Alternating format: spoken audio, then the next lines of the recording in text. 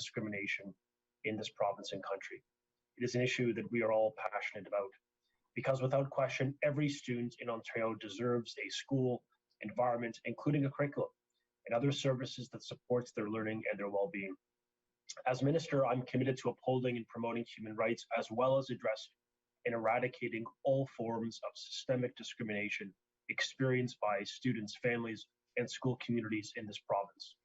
It's why I'm so pleased today to be joined by our friends of the Simon Wiesenthal Centre for Holocaust Studies, who, in partnership with our province, it will be providing teacher and student learning programs from kindergarten to grade 12 for educators to participate in training, along with new resources and summer camp for leadership development for our young people, for students within our schools focused on human rights promotion. A $327,000 investment and partnership will help improve the learning within our schools and the training of our teachers. It'll help us combat anti-Semitism in our homes, in our schools, and in communities right across Ontario. Because, as my colleagues Robin and Gila have reminded me, the sad reality is that anti-Semitism still blights our communities. According to Statistics Canada, in 2019, there were 296 police-reported incidents targeting the Jewish population in Canada, the largest of any religious group. Other reports have noted a record number of anti-Semitic incidents for the fourth consecutive year. It includes an 11% increase in anonymous online harassment, most of which advocated for genocide and the Holocaust denial, as well as other reports of vandalism and violence targeting Jewish people. And sadly, we've seen reports over the past months. There have been other disturbing instances of anti-Semitism as well, from open calls to violence against Jews to attacks on Jewish establishments. Anti-Semitic hate persists. Incidents such as these engender fear and insecurity, and they blatantly threaten the conditions of safety, security, and the respect that are necessary for children to learn and grow. It's unacceptable, and it's why we are making this investment. It's why we are fighting against all forms of intolerance, from Islamophobia to anti-Asian hate to LGBT hate. We will confront discrimination and fight it wherever it takes hold, including most specifically in Ontario schools. Our government recognizes the importance of learning through about the history of these injustices and the impacts they've had on generations. The knowledge is an essential part of creating positive change for the future. From the beginning, our government's mission has been to build a province where equity, where opportunity is a reality, not an aspiration. And to make that possible, the path forward is a firm, unwavering commitment to ensuring students are safe and protected. It is our pledge and our government's pledge, a legacy that we will build together in partnership with you, with families, citizens, at home, with our educators, and of course our students within Ontario schools. This is how we will change the lives of future generations, and we'll do so together. Thank you. And with that, I'd like to introduce my friend and colleague, Robin Martin, the MPP for Eglinton Lawrence, to share some words. Thank you very much, Minister Lecce, for that very important announcement, and to the Friends of Simon Wiesenthal Centre for taking on this very necessary work. We are lucky in Ontario and in Canada to live in one of the most accepting and tolerant societies anywhere in the world. People of all faiths and creeds and religions look to us as a safe harbor and a beacon of hope in the world. And manifestations of hatred and intolerance are thankfully exceptionally rare. But we recognize that they do exist. And we also have to recognize that some groups are targeted more than others. As a government and as a society, we have a responsibility to stand firm against hatred and intolerance in all of its forms. And sadly, one of the most common forms of that hatred and intolerance is anti-Semitism. Last year, Ontario adopted the International Holocaust Remembrance Alliance, or IRA, definition of anti-Semitism following a private member's bill that I sponsored along with my colleague MPP Will Bauma. It was an important step in combating anti-Semitism in our province, but we still have more work to do. According to B'nai B'rith, Canada's 2020 annual audit of anti-Semitic incidents, 2,610 incidents of anti-Semitism were recorded in Canada last year, an 18% increase over 2019.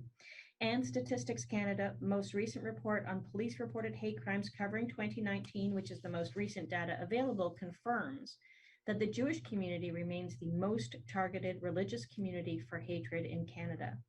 And in recent months, we've seen a troubling rise in anti-Semitic incidents associated with the ongoing conflict in the Middle East, including Jewish-owned businesses in Toronto being targeted with physical vandalism and graffiti, or digitally with fake one-star reviews on Google and other review sites. Unfortunately, our schools are not immune to this hatred or intolerance either, and today's much-needed investment will empower educators and students with the necessary tools and knowledge to combat anti-Semitism in our public school system. So I want to again thank Minister Lecce for moving forward with this very important announcement and for his steadfast commitment to combating anti-Semitism in our education system and in our society. And I again want to thank the Friends of Simon Wiesenthal Centre for their ongoing leadership role in combating hatred and anti-Semitism across Canada. And we will all continue to support you, Michael Levitt, and the Friends of Simon Wiesenthal in this important work. And I'd just like to take now the opportunity to introduce my very dear friend and colleague, Thornhill MPP, Gila Marto. Gila? Hi, thank you very much. And thank you very much, everybody who took time out of their busy day to join us today. I've represented Thornhill for over 7 years, and it's the largest Jewish community in a riding across Canada.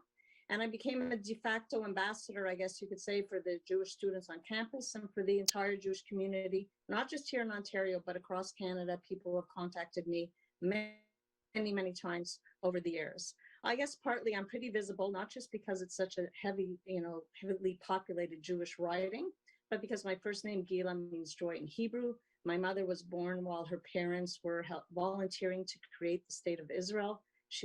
My late mother was born in Nazareth, in a hospital in Nazareth, during the British-Palestinian Mandate. So my family's history is very tied to the state of Israel, to the Jewish community. I went to Jewish day school. I spent a year in Israel. I speak Hebrew, as many people in the Jewish community do. But the Jewish community isn't just about European Jews or Israeli Jews. I know Jews in Thornhill, not just from South Africa and the former Soviet Union and Israel, but we have Jews from India, where the parents and the grandparents, the women wear saris, and they have certain customs that they brought from India. So there's a lot of discussion very often outside the Jewish community, inside the Jewish community. Why do we have anti-Semitism? How far back does it go? Does it go before the creation of Christianity, which of course it does? Is the Jewish community, is it a race? Is it a religion? And I'm hoping that this program, I know Friends of Simon Wiesenthal and Michael Levitt, of course, are going to do a fantastic job. They recognize that this is taxpayers' money, and they're going to ensure that the money is being used appropriately and addressing all the concerns that we hear within the community and outside the community. I know that Friends of Simon Wiesenthal collaborates with the other Jewish organizations. Many have also gotten grants, summer camps have gotten grants to also do some programming. And I think that in a broader context, we need to have those discussions. Just why is there so much intolerance still, not just to the Jewish community, but of course to the Muslim community, Indigenous communities, Asian communities? Is it coming from within, other organized communities? That maybe we need to collaborate with those organizations from the other communities to help them, and so they can help us? Do we need to address some of the mental health challenges that arise from intolerance and hatred? I know that there's been studies done that there's post-traumatic stress disorder from generations and generations of anti-Semitism and physical and emotional attacks. So I'm looking forward to hearing more about the program. I was just contacted the past week about programming for the children of survivors of the Holocaust through Friends of Simon Wiesenthal. Somebody asked me if I'd heard of the program specifically focused in Kitchener-Waterloo and Toronto. And I'm just very happy to see that sort of creativity and thinking outside the box of getting as few survivors left. So thank you to the Ministry of Education and Mr. Lecce. Thank you to Friends of Simon Wiesenthal, and doesn't stop pushing their politicians and their community leaders to do the right thing. So I'm going to take this opportunity, of course, to introduce Michael Levitt, who we all know and respect so much. Michael, the floor is all yours. Thank you very much, MPP Marto, Gila, MPP Martin, and Minister Lecce, of course. I also want to recognize my colleague from the Friends of Simon Wiesenthal Center, Melissa Michael, our Director of Education, who is joining me this morning and who is leading the development of our new programming. Combating hate in all its forms starts with education. Our organization's namesake, Simon Wiesenthal, a Holocaust survivor and Nazi hunter who dedicated his life to the pursuit of justice, believed fervently in the power of education as a means of breaking the cycle of hate. This is the work that the Friends of Simon Wiesenthal Center does every day, in recent times, both in person and virtually. Last year alone, we worked with more than 26,000 Ontario students on virtual platforms, teaching lessons of inclusion, justice, and human rights. Friends of Simon Wiesenthal Center for Holocaust Studies is deeply grateful for the support of the Ontario government, which is providing us with funding that will help further advance our organization's work in delivering critical educational programs to Ontario students. There is no doubt that Jew hatred is growing in our society. We know this from police statistics, which show dramatic growth in the incidence of anti-Semitic hate crimes taking place. And both Minister Lecce and MPP Marto reference some of these sources. And we know this from our work in communities.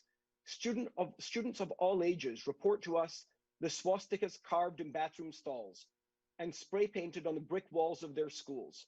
We're told of the hateful anti-Semitic comments in conversations that demean, demonize, and dehumanize Jewish people, and the way that social media and gaming platforms of our young people are filled with anti-Semitic memes, videos, and messages. Our goal is to address the growth of anti-Semitic hate. The program that we are creating is two-pronged in its approach to countering anti-Semitism, which includes training both teachers and students.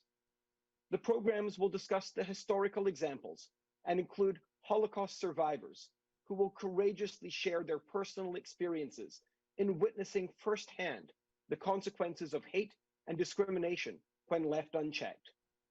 From our work with the Holocaust survivor community, we know that there is nothing more poignant nor more inspiring than the firsthand testimony of these survivors that we all care about so much. We will then connect these historical lessons to contemporary issues of anti-Semitism and hate today. We support teachers with lesson plans and pedagogical tools to support their teachings. For students, we work to develop critical thinking skills alongside a collection of tools that they can in turn use to create positive change in their homes, schools, and communities. This has been the long-standing work of the Friends of Simon Wiesenthal Center, and I'm incredibly proud of our education team that is bringing these new programs to schools and educators over the summer months. I want to once again thank the Ontario government for valuing education and for training students and teachers in ways to combat anti-Semitism, hate, and discrimination. As Simon Wiesenthal said, the history of man is the history of crime, and history can repeat. So information is a defense. Through this, we must build a defense against repetition. Thank you very much.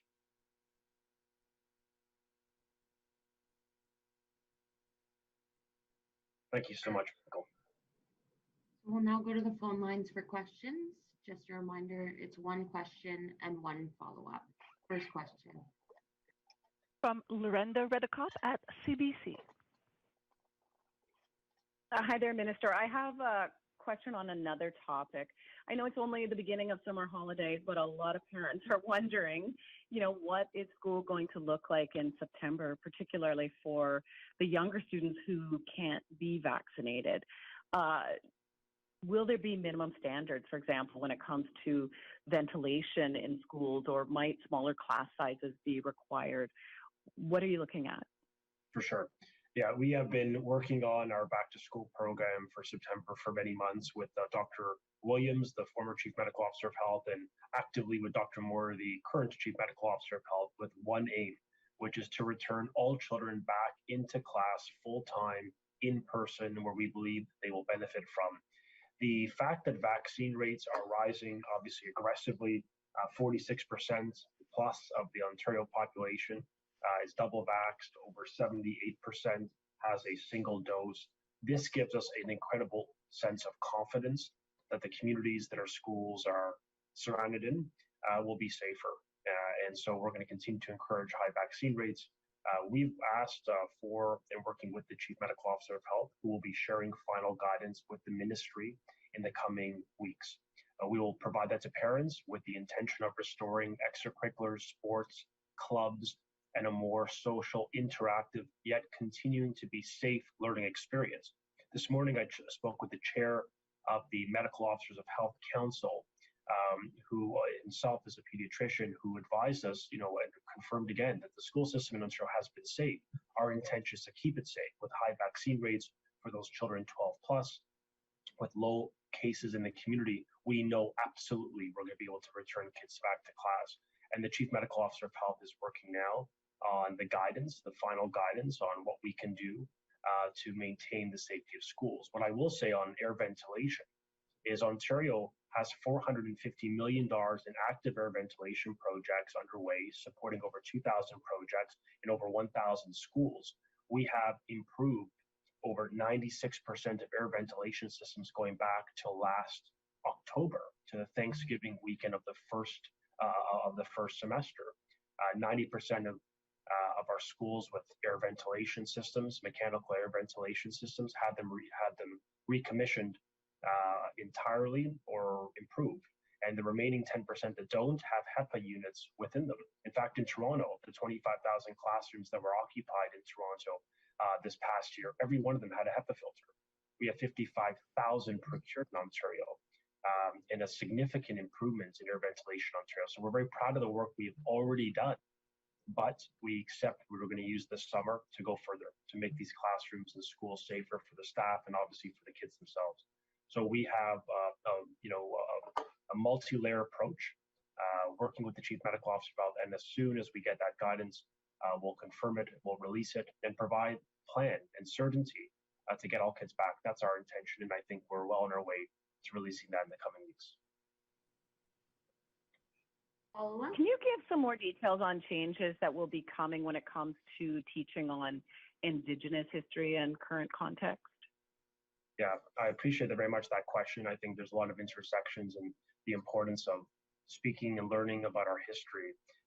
In 2018 in Ontario, there was mandatory learning built in and added to Ontario's curriculum. In fact, from grades 4 to 8, as well as in grade 10, there was mandatory learning on Indigenous curriculum that includes history, culture, and better knowledge of their contributions and histories within Ontario and the country writ large. That is a significant change in 2018 that wasn't there before, and generations of students, myself included, never had that knowledge and learning that we should have had. And so we're pleased to see that improvement being made, but we're not resting on our laurels in this respect. We are actively working with, listening to Indigenous elders and leaders. In fact, we've been meeting with them for several years, as recently in January of this year, really posing a question: how can we strengthen and build upon the already now mandatory learning when it comes to Indigenous history, culture, and contributions? And we will continue to meet with them. We are doing so this summer with one aim, which is to strengthen that learning. And so right now in our elementary system, there's mandatory learning in grade 4 to 8. And we're looking at ways by which we can further build upon and strengthen that knowledge between grades 1 to 3. And we've been consulting directly with rather meeting with and listening to Indigenous leaders and elders over the past months and years in this respect. And I think, obviously, given the dark chapter of history in residential schools, we have a commitment, part of our broader reconciliation agenda, to do more. With respect to residential schools, I just will note that there is mandatory learning currently in grade 7 and 8, as well as grade 10, dealing specifically with residential schools.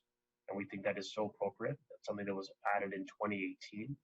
And obviously a great benefit to students that we, as was mentioned by Michael Levitt, we learn from our history so we do not repeat it, as well as part of our broader commitments reconciliation. So there is a great deal of mandatory learning that's been added, and our commitment is to build upon that, working directly with Indigenous leaders in Ontario. Next question. From Holly Mackenzie-Suter at Canadian Press.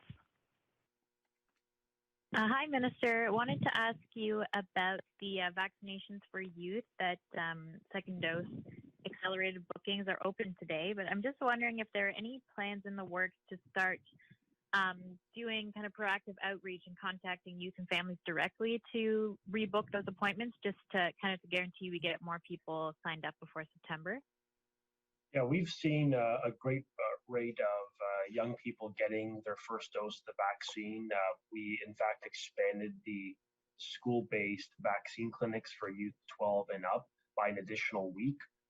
Part of our aim to encourage families and young people to get a vaccine because they are safe and because they're going to materially help allow this province get back to some normal. And the vaccine is an enabler for extracurriculars and clubs and sports, things that I think a lot of young people missed this past year. And I understand why they weren't permitted to do so. But I think as we look forward, we really want to continue to get those vaccine rates up. As of today, it's just north of 58%, 58.3% of youth have their first dose.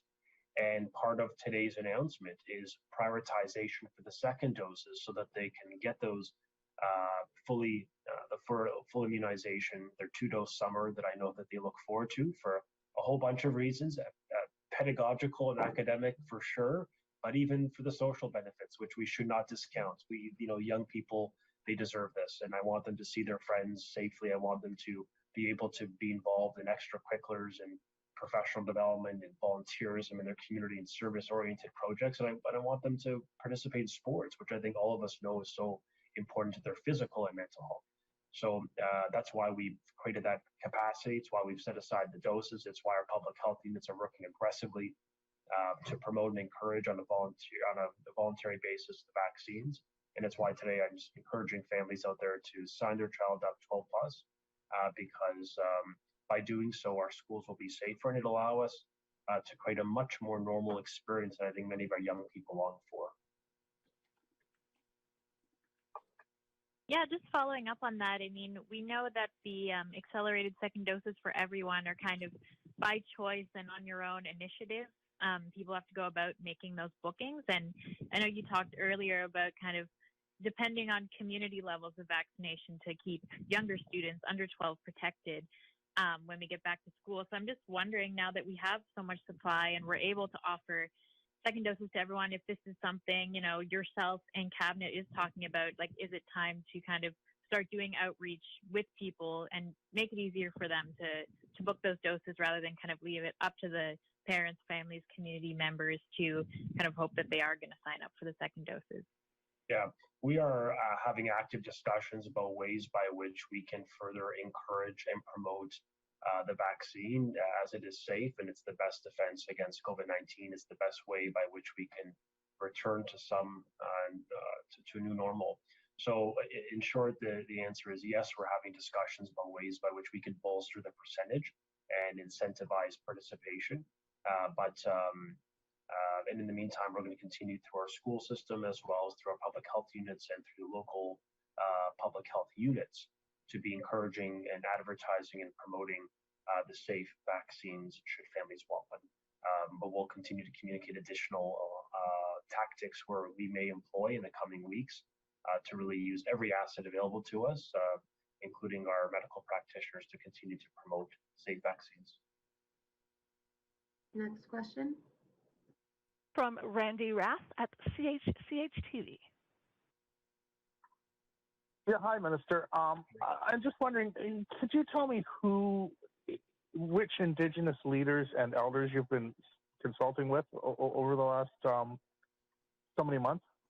Yeah, so we've been consulting with Indigenous leaders going back, I guess back in June of 2019, commencing discussions with them about ways by which we can strengthen the curriculum.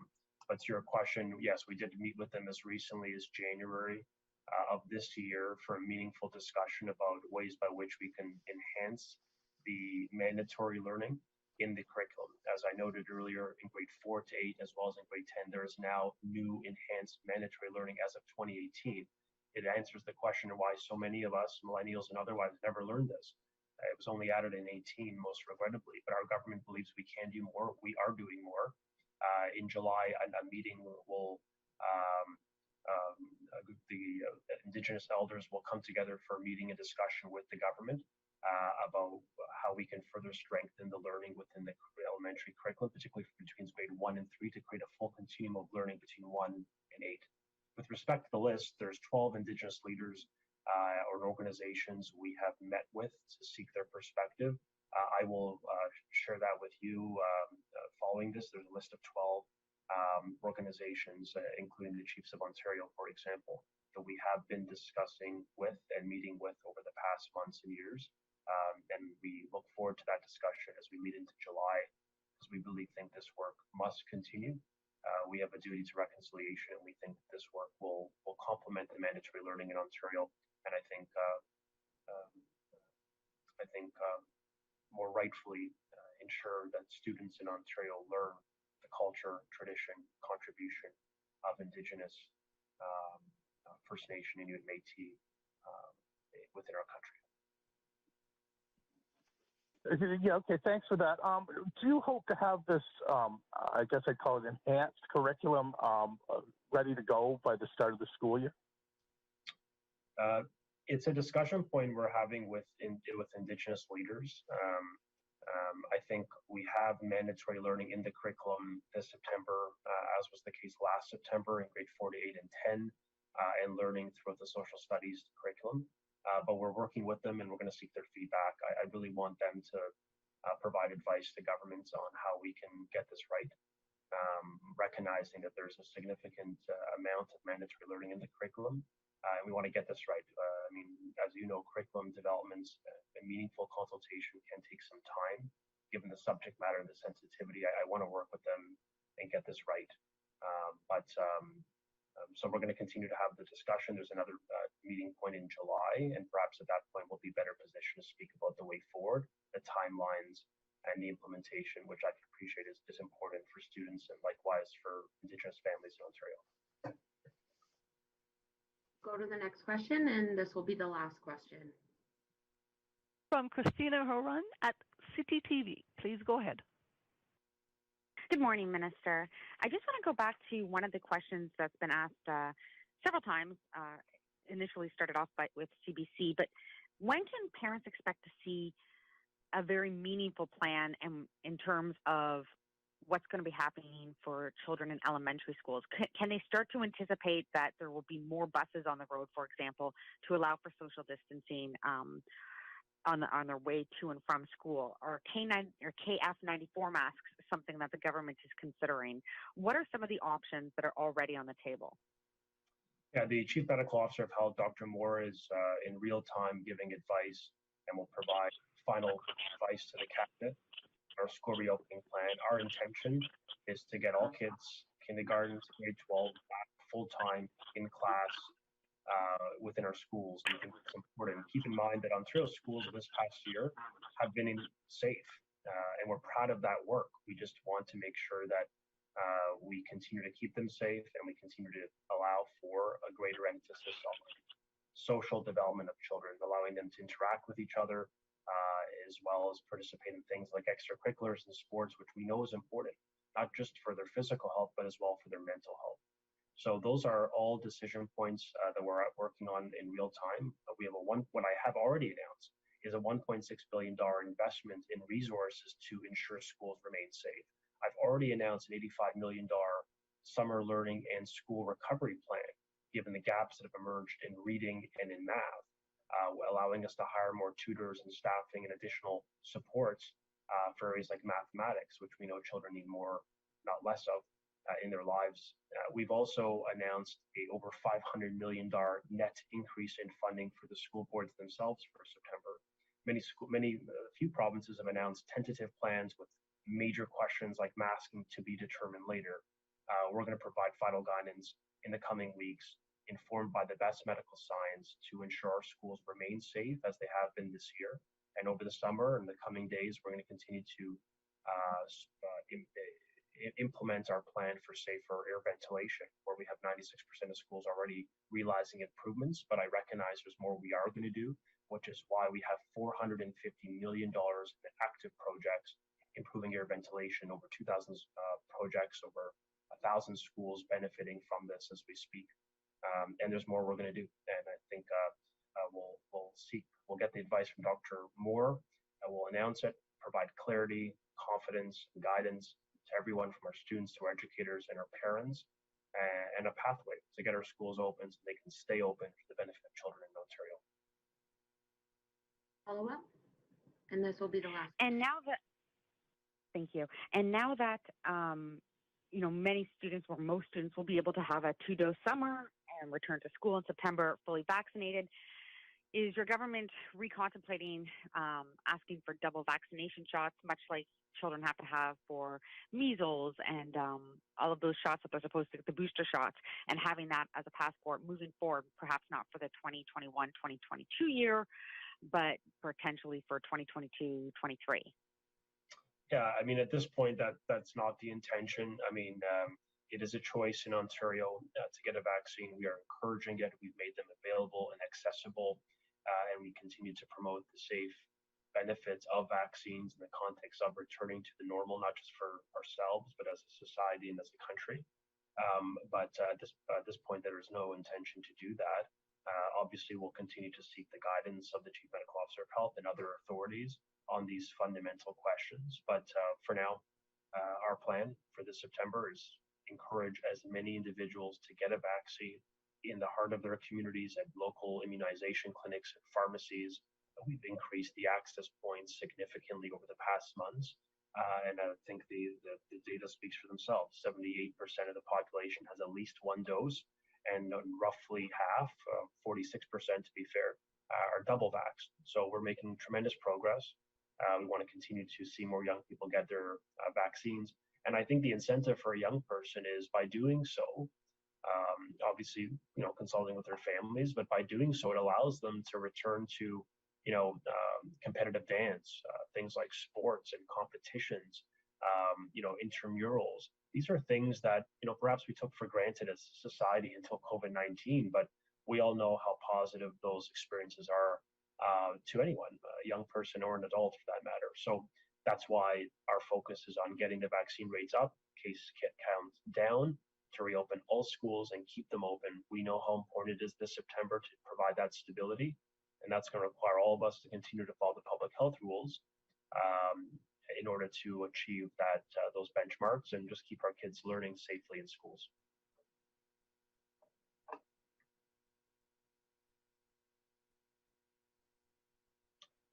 I think that is it. Everyone.